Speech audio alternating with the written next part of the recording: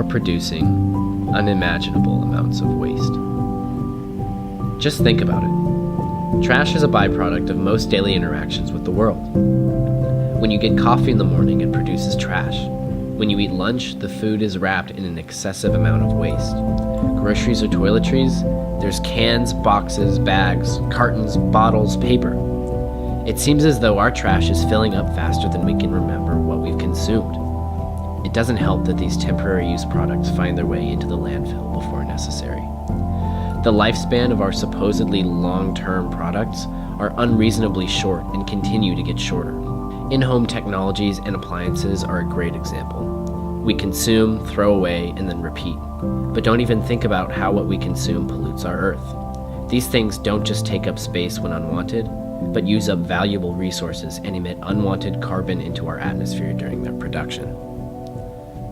Every year, we dump a massive 2.12 billion tons of waste. If Earth's history is compared to a calendar year, modern human life has existed for 23 minutes, and we have used 1/3 of Earth's natural resources in the last 0.2 seconds. We are consuming our future. If everyone in the world lived like an average American, we would need 4.6 planets just to support us. All in all, it's safe to say that our consumption is the root of most problems. If we don't change the way in which we consume and the way we value our resources, problems will continue to arise. But until then, what are we going to do with all this trash?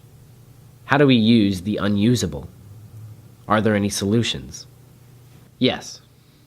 One solution is trash houses. And we're not talking about this kind, but this kind. This house you are looking at is a house designed and built by Professor Baker Brown and his team of students from the University of Brighton. It utilizes VHS tapes, DVD cases, carpet tiles, and 20,000 toothbrushes among other recycled materials, instead of more conventional materials that are hazardous to the environment, aka concrete, cement, and pretty much everything we use today. This house is not the only of its kind. These trash houses are actually much more practical than they seem, and are starting to garner more attention. By taking garbage and repurposing it into building materials, these trash houses represent a creative way to kill two birds with one stone. Not only does it remove pollution from the environment, but it spares the atmosphere all the CO2 it takes to create more conventional building materials. Of course, we shouldn't think of this as the solution itself. We still have trash. Lots of it, actually.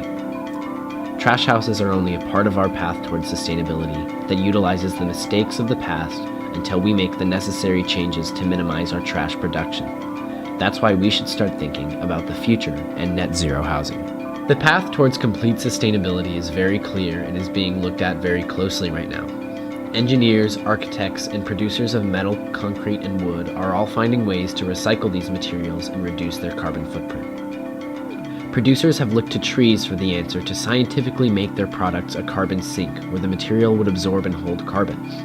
For example, a concrete producer here in the States has made a concrete that absorbs carbon when it sets.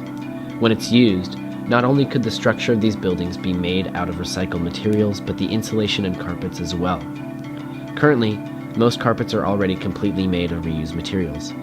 The recycling of these materials is ultimately striving towards a more green and sustainable future. Repurposing materials will continue to play a role in this endeavor. After all, we have the solutions, but now we are implementing them. Part of thinking about the future includes doing your part.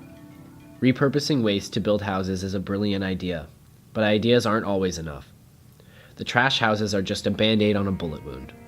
The true change will have to come from us in our day-to-day lifestyles. In so many words, we will have to reduce our consumption and reduce our waste.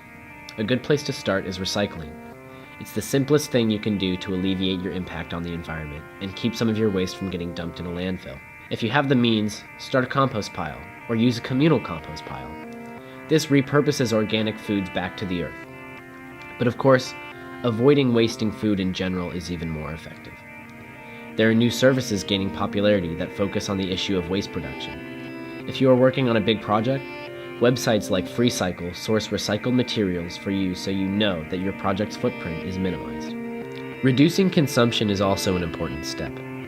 Actions like using paper bags and reusable bags at grocery stores goes a long way to minimize the amount of plastic floating around. Using non-disposable eating utensils wherever you go is another way to pitch in. Choosing to shop politically can even reduce impact.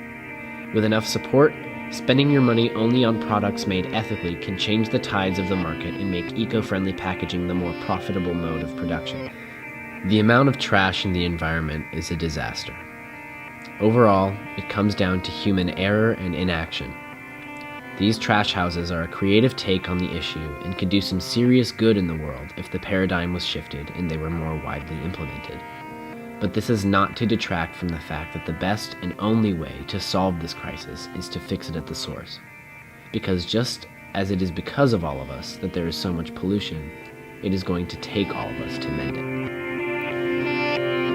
That's a wrap. That's the real wrap.